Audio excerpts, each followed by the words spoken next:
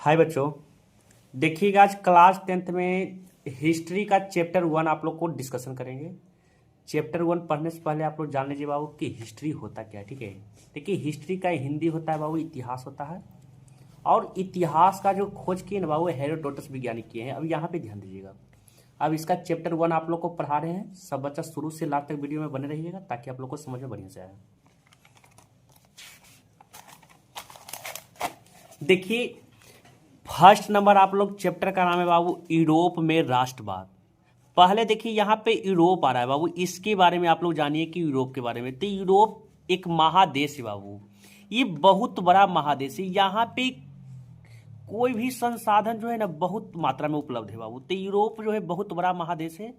और राष्ट्रवाद पूछेगा बाबू कि राष्ट्रवाद होता क्या है ना, तो आप लोग इसका बताना है बाबू कि राष्ट्रवाद होता है ना, कोई भी व्यक्ति या कोई भी पुरुष या कोई भी स्त्री जो होता है अपने देश के प्रति जो प्रेम और लगाव की भावना रखती है ना, उसी को हम राष्ट्रवाद कहते हैं। पूछेगा राष्ट्रवाद क्या है बाबू, तो सिंपल परिभाषा में आप लोग को बोलना है कि राष्ट्रवाद का अर्थ होता है अपने देश के प्रति प्रेम या लगाव। राष्ट्रवाद पूछेगा क्या है बाबू, तो अपने देश के प्रति प्रेम या लगाव।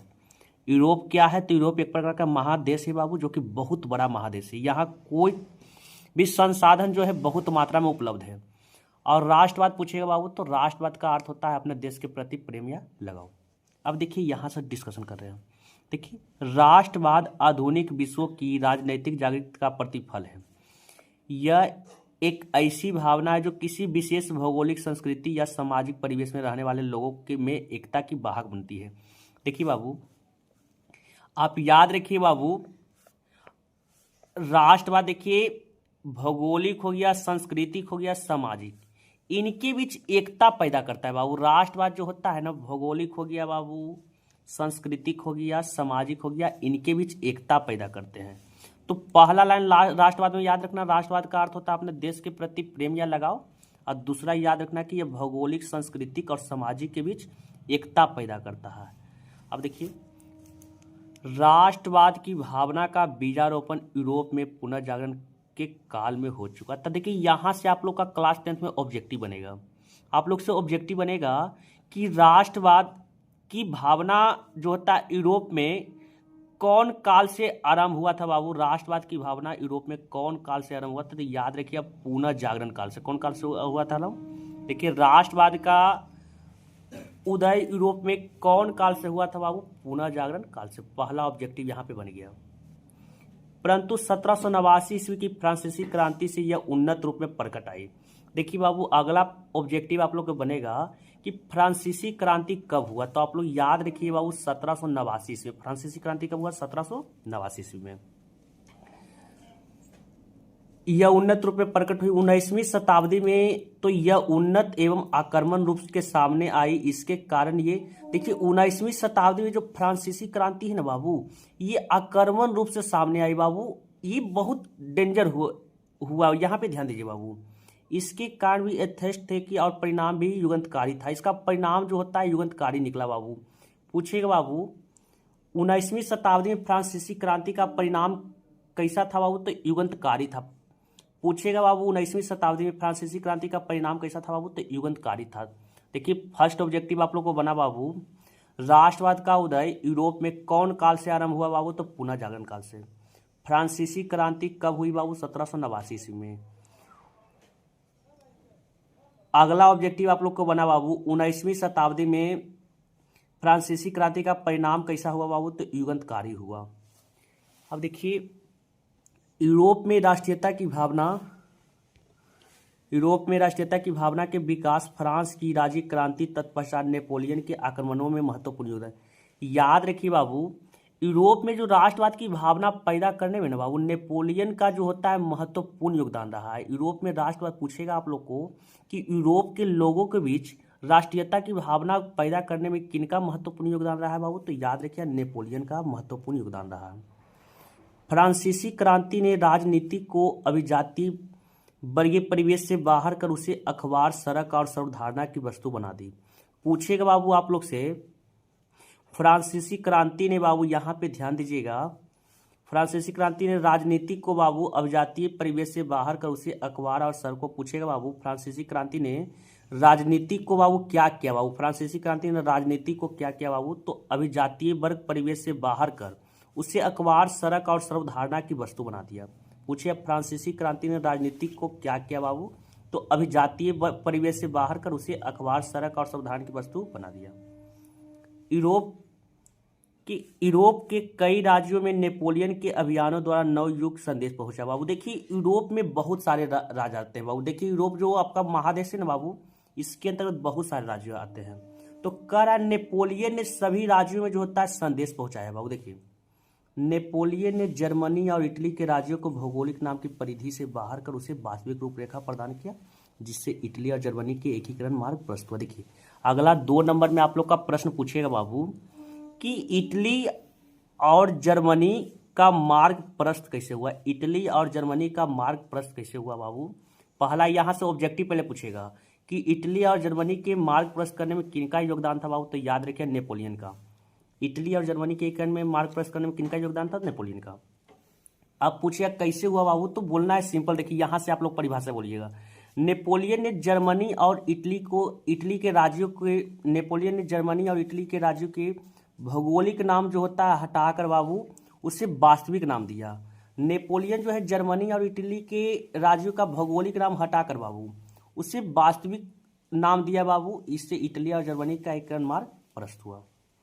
दूसरी तरफ नेपोलियन की नीति के कारण फ्रांसीसी प्रभुत्व और आधिपत्य विरुद्ध यूरोप में देशभक्ति विक्षोभ भी जागा।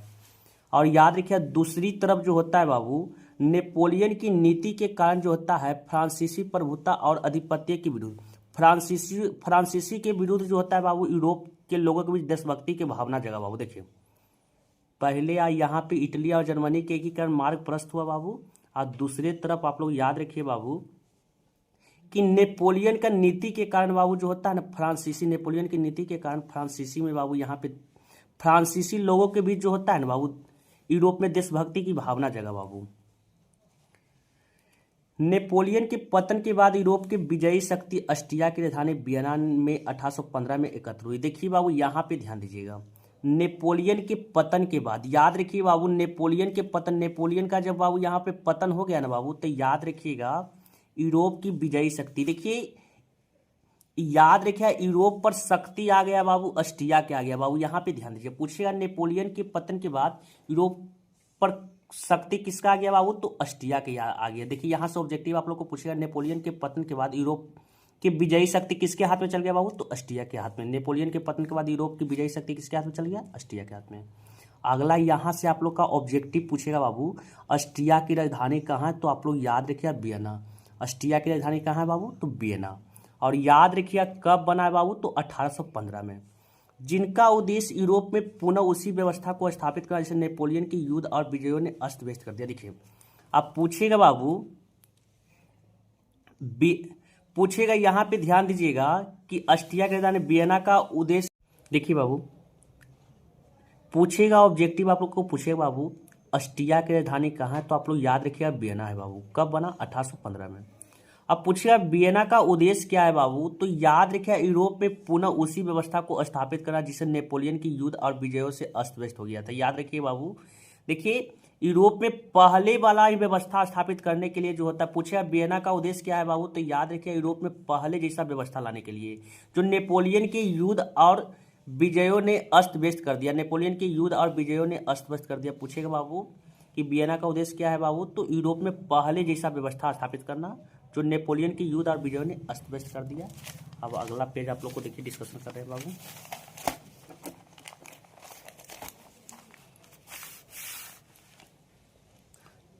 परंतु इसमें भाग लेने वाला राजनयिक इस बात को देख सकने में असमर्थ रहे हैं। जनतंत्र और राष्ट्रवाद की नई शक्ति राजनीति को निर्धारित करने वाले नए तत्वों के रूप में उभर कर आया है। देखिए यहाँ पे ध्यान दीजिएगा 1815 ईस्वी के वियना सम्मेलन की मेजबानी ऑस्ट्रिया के चांसलर, पूछेगा देखिए बाबू आप लोग यहाँ पे ध्यान दीजिए, यहाँ से ऑब्जेक्टिव आप लोग को पूछेगा 1815 ईस्वी में वियना सम्मेलन की मेजबानी कौन कर रहा था बाबू, तो आप लोग याद रखिए मेटरनिख कर रहा था। 1815 में वियना सम्मेलन की मेजबानी कौन कर रहा था बाबू, तो मेटरनिख। अगला ऑब्जेक्टिव यहाँ से बनेगा कि ऑस्ट्रिया के चांसलर का नाम क्या है बाबू, तो मेटरनिख। ऑस्ट्रिया के चांसलर का नाम क्या है बाबू, मेटरनिख। ऑस्ट्रिया के चांसलर का नाम मेटरनिख। जो एक घोर प्रतिक्रियावादी था। याद रखिए मेटरनिक जो था ना बाबू, घोर प्रतिक्रियावादी। याद रखिएगा कि भ्रष्ट नेता था बाबू, यहाँ पे ध्यान दीजिएगा।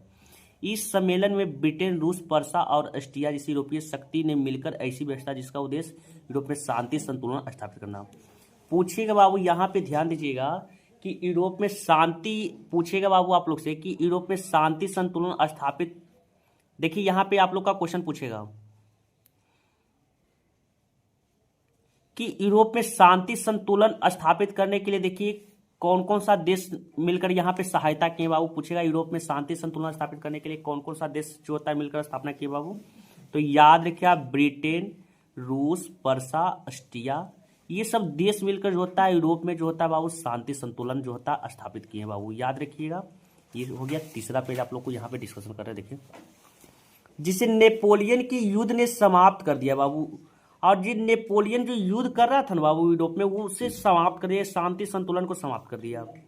और गणतंत्र एवं प्रजातंत्र जो फ्रांस की क्रांति की देन थी बाबू, उसका विरोध करना, पुरातन व्यवस्था की पुनर्स्थापना करना मेटरनिक व्यवस्था का उद्देश्य था बाबू।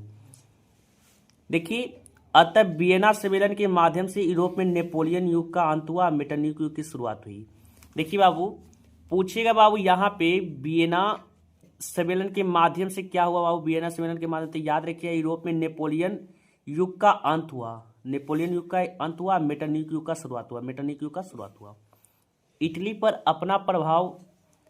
अपना प्रभाव स्थापित करने के लिए मेटरनिक ने उसे कई राज्यों में, देखिए अब देखिए बाबू, इटली पर जो होता है मेटरनिक चाहता था बाबू कि उस पर जो होता है प्रभाव स्थापित करें। इटली पर चाहता था मेटरनिक उस पर प्रभाव स्थापित करें, इसलिए मेटरनिक ने इसे कई राज्यों में जो होता है विभाजित कर दिया। देखिए बाबू यहाँ पे ध्यान दीजिएगा। देखिए, इटली पर मेटरनिक चाहता था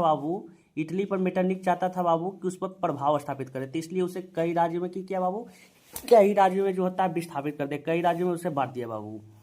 सिसिली और नेपल्स के प्रदेश बुर्बो वंश के सम्राट फर्डिनेंड को दे दिया बाबू। पूछेगा बाबू कि मेटरनिक ने बाबू इटली पर प्रभाव स्थापित करने के लिए उसे कौन दो राज्यों में बांटा बाबू। तो सिसिली और नेपल्स। अब सिसिली और नेपल्स पर किसका अधिकार था बाबू। तो बुर्बो वंश का अधिकार था, बुर्बो वंश के सम्राट फर्डिनेंड को दे दिया बाबू। पूछिएगा अब सिसिली और नेपल्स पर किसका अधिकार था बाबू। तो फर्डिनेंड का अधिकार था। किसका अधिकार था। रोम और उसके पास के राज्यों में पोप को सौंप दिया बाबू। रोम और उसके आसपास के राज्यों को पोप को सौंप दिया। यहां से भी ऑब्जेक्टिव आप लोग से पूछेगा बाबू कि रोम उसके आसपास के राज्यों को किसको सौंप दिया बाबू। तो पोप को सौंप दिया बाबू। लोम्बार्डी एवं वेनेशिया पर ऑस्ट्रिया की प्रभुता कायम रही। पूछेगा लोम्बार्डी एवं वेनेशिया पर किसका प्रभुता कायम हुआ बाबू। तो ऑस्ट्रिया का। यहां से भी पूछा। देखिए यहां से आप लोग को 3 से 4 ऑब्जेक्टिव बना है। पहला ऑब्जेक्टिव देखिए बाबू, वियना सम्मेलन के माध्यम से बाबू यूरोप में क्या हुआ हो। तो नेपोलियन युग का अंत हुआ, मेटरनिक युग का शुरुआत हुआ। पूछेगा वियना सम्मेलन से क्या हुआ बाबू यूरोप में। तो बोलिए नेपोलियन युग का अंत हुआ बाबू और मेटरनिक युग का शुरुआत हुआ। और इटली पर मेटरनिक चाहता था बाबू कि प्रभाव स्थापित करे, इसलिए इटली को जो होता है कई राज्यों में विभाजित कर दिया। इटली को कई राज्यों में। यहां से भी आप लोग पूछेगा बाबू कि इटली पर मेटरनिक प्रभाव स्थापित करने के लिए उसे क्या किया बाबू। तो उसे कई राज्यों में विभाजित कर दिया। नाम है सिसिली और नेपल्स बाबू। पूछिए सिसिली और नेपल्स पर किसका अधिकार था बाबू। तो देखिए बुर्बो वंश के सम्राट फर्डिनेंड का अधिकार था। बुर्बो वंश के सम्राट फर्डिनेंड का अधिकार था बाबू। यहां से एक और ऑब्जेक्टिव बचनेगा बाबू कि बुर्बो वंश के सम्राट कौन था। तो फर्डिनेंड। रोम और उसके आसपास के राज्यों पर किसका